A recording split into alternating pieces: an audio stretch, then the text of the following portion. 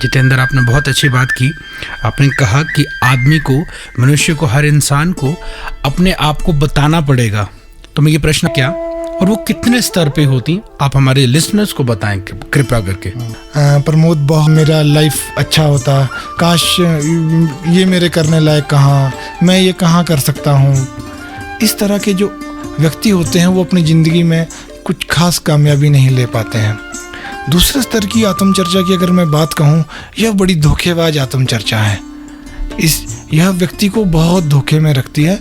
इस तरह का आत्मचर्चा करने वाला जो व्यक्ति है वो अक्सर ये कहता हुआ मिलेगा आपको कि मैं सोचता तो हूँ रोज़ सुबह जॉगिंग पर जाऊँ, लेकिन मैं सोचता तो हूँ रोज़ कि मैं अपने घर वालों को फ़ोन करूँ, लेकिन और किंतु परंतु उसकी ज़िंदगी में रहता है विचार, वो अच्छे बोलता है ज़रूर, लेकिन किंतु परंतु से वो यह आत्मचर्चा भी उसे कामयाबी से कोसों दूर रखती है।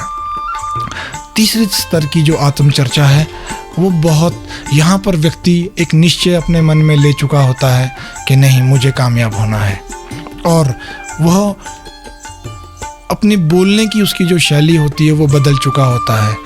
तीसरे स्तर की आत्मचर्चा वाला व्यक्ति अक्सर आप देखोगे वो इस तरह से बात करता आपको नज़र आएगा कि भगवान ने मुझे ऐसी बुद्धि दी है, मैं सभी लोगों के नाम याद रख सकता हूँ।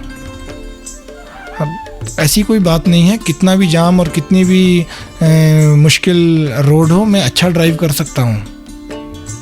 यहाँ उसके अंदर आत्मविश्वास होता है, और इसी चीज़ को व्यक्ति को स्वयं से अक्सर कहते रहना चाहिए। जब भी विपरीत परिस्थिति आए, आप स्वयं से यही कहिए कि नहीं, मैं कर सकता हूँ। और हमेशा भगवान का हमें शुक्रगुजार रहना चाहिए कि थैंक यू गॉड, तुम मेरी कामयाब होने में मदद करते हो, तुम मुझे रास्ते सुझाने में मदद करते हो। चौथे स्तर की आत्मचर्चा एक विजुअलाइजेशन, यहाँ पर आदमी खुद को देख पाने में कामयाब होता है कि वो कल को किस पोजीशन पर होगा, किस ओहदे पर होगा, वो समाज में किस स्थान पर होगा। चौथे स्तर की आत्मचर्चा एक विजुअलाइजेशन होती है। जितने भी कामयाब लोग होते हैं उन्हें रास्ते में ही वो अपने इसको भविष्य को देख पाते हैं। उदाहरण के लिए मैं आपको इसका उदाहरण देता हूँ कि जैसे आप किसी फर्म में काम कर रहे हैं, तो आप खुद को अगर ये विजुअलाइज कर सकते हो कि मैं इस फर्म में कल फलां विभाग में मैं हेड हूँ, तो ये समझ लीजिए कि आप सही दिशा में जा रहे हो। यही चीज़ आपको खुद को समझानी है रोज़ की रोज़ कि हाँ, तुम भी बन सकते हो, तुम भी कर सकते हो। और पांचवें स्तर की आत्मचर्चा प्रमोद में अगर कहूँ तो पांचवें स्तर की आत्मचर्चा बहुत ग्लोबल स्तर पर की जाने वाली, जिसमें हम पूरे समस्त धरती को, समस्त ब्रह्मांड को और समस्त समाज को हम अपने दायरे में लेकर जो आत्मचर्चा की जाती है, इस तरह की आत्मचर्चा आप धार्मिक स्थानों पर देख सकते हो। और उदाहरण के लिए एक हमारे पास श्लोक भी है, सर्वे भवन्तु सुखिनः सर्वे सन्तु निरामया सर्वे भद्राणि पश्यन्तु। इस तरह की आत्मचर्चा जिसमें आप सबके कल्याण की बात करते हो, आपकी सोच का स्तर उस लेवल पे चला जाता है कि जहां आप खुद अपने परिवार, अपने सीमित दायरे से बाहर निकलकर पूरे समाज के लिए, पूरी धरती के लिए जब आपकी सोच इस लेवल की चली जाती है, यह पांचवें स्तर की आत्मचर्चा है। ये बातचीत का दौर यूं ही चलता रहेगा। क्यों ना आपको एक और गाना सुना दिया जाए। जितेंद्र, आप भी संगीत में बहुत रुचि रखते हैं, तो कौन सा गाना सुनना आप पसंद करेंगे? और मैं अपने लिसनर्स को कौन सा गाना प्ले करूं आपके कहने पर?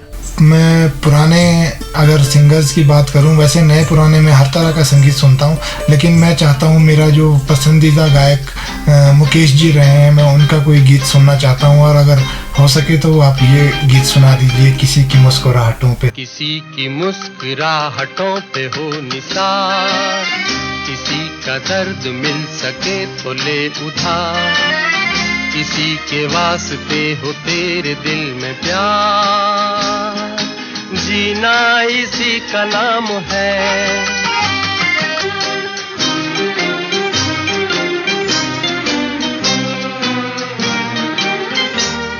ब्रेक के बाद स्वागत है आप सभी का एक बार फिर से, और हम बातचीत कर रहे हैं आज मोटिवेशन के बारे में, आत्मचर्चा के बारे में।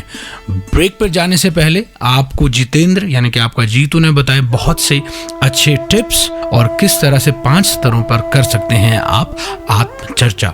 जितेंद्र, एक प्रश्न मेरे जहन में आ रहा है कि ये आखिर ये जो आत्मचर्चा है ये ज़रूरी है क्यों? बहुत अच्छा कहा प्रमोद। सबसे पहले तो मैं आपको बता दूं कि पहले 2 स्तर की आत्मचर्चा करने वाले लोग बहुत आपको अगल बगल में मिल जाएंगे। हमें तीसरे और चौथे स्तर की आत्मचर्चा पे अगर पहुंचना है, उसके लिए हमें खुद से जुड़ी हुई जो सभी अच्छी बातें जो आप अपनी ज़िंदगी में चाहते हैं वो आपको बार बार कहनी होगी।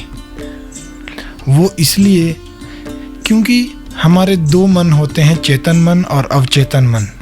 जो चेतन मन है वो हमें लगभग 12% कामयाबी दिलाता है और जो अवचेतन मन है वो 88% कामयाबी हमें दिलाता है।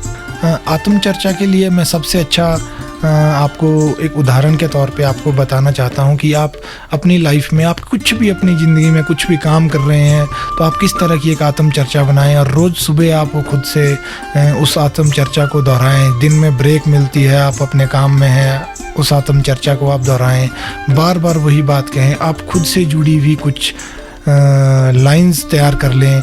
उदाहरण के लिए जैसे आप कहें, thank you God, I am the best, I can do it. Thank you God, मैं जीतता हूँ क्योंकि मैं जीतने के लिए पैदा हुआ हूँ। थैंक यू गॉड, मुझे जो भी मेरे जॉब पर या बिजनेस में जो भी मुझे नई नई जिम्मेवारियां दी जा रही है मैं उन्हें निभा पाने में सक्षम हूँ। थैंक यू गॉड, मैं समाज के प्रति अपने सारे जो दायित्व हैं उनको मैं अच्छे से निभा रहा हूँ। यही आत्मचर्चा जब आप बार बार करेंगे तो ये मैसेज आपके सबकॉन्शियस माइंड को जाएगा। जो हमारा सबकॉन्शियस माइंड है उसे अच्छा और बुरे का ज्ञान नहीं है। जो हमारा कॉन्शियस माइंड है वो तर्क करता है, वो लॉजिक देखता है, अच्छा ये कहा, अच्छा इसके बदले मुझे ये कहना है। लेकिन जो सबकॉन्शियस माइंड है वो तो विचारों को स्वीकार करता है और ब्रह्मांड में भेज देता है। बिल्कुल सही कहा जितेंद्र आपने। और अगर मैं अपनी बात कहूँ तो मुझे भी अपने पिताजी का एक वृतांत याद आता है। वो मुझे अक्सर कहते थे कि बेटा, भीख तो सब देते हैं पर सीख कोई नहीं देता, और जीवन में अगर कोई सीख देने वाला मिले, भले ही वो कड़वा हो, पर आप उसका साथ, उसका हाथ ज़रूर थाम लें। ये आपने सही कहा। पर मैं जीतू जी आपसे जानना चाहता हूँ कि आपको अगर मिलना हो, संपर्क करना हो, कोई उसका संपर्क सूत्र है, क्योंकि आप तो सोशल मीडिया एक्सपर्ट हैं, तो आपका जो फेसबुक आईडी है या आपकी जो वेबसाइट है, आप उसके बारे में भी ब्रीफ में हमारे श्रोताओं को बताएं। मुझसे संपर्क में रहने का तो फेसबुक सबसे बढ़िया जरिया है। वहाँ आप मुझे आपका जीतू करके सर्च कर सकते हो। मेरा फेसबुक पेज /आपका जीतू। धन्यवाद जितेंद्र, आप हमारे स्टूडियो में आए, हमारे श्रोताओं के लिए बहुत ही अच्छी मोटिवेशनल बातें की। बहुत सादगी से आपने बताया कि किस तरह से हमें परिश्रम करना चाहिए, क्या लगन होना चाहिए, सपने क्यों ज़रूरी है, और सपनों के साथ आत्मचर्चा का हमारे जीवन में क्या रोल है, क्या भूमिका है। मैं उम्मीद करता हूं दोस्तों कि आपको हमारा आज का ये कार्यक्रम पसंद आया होगा।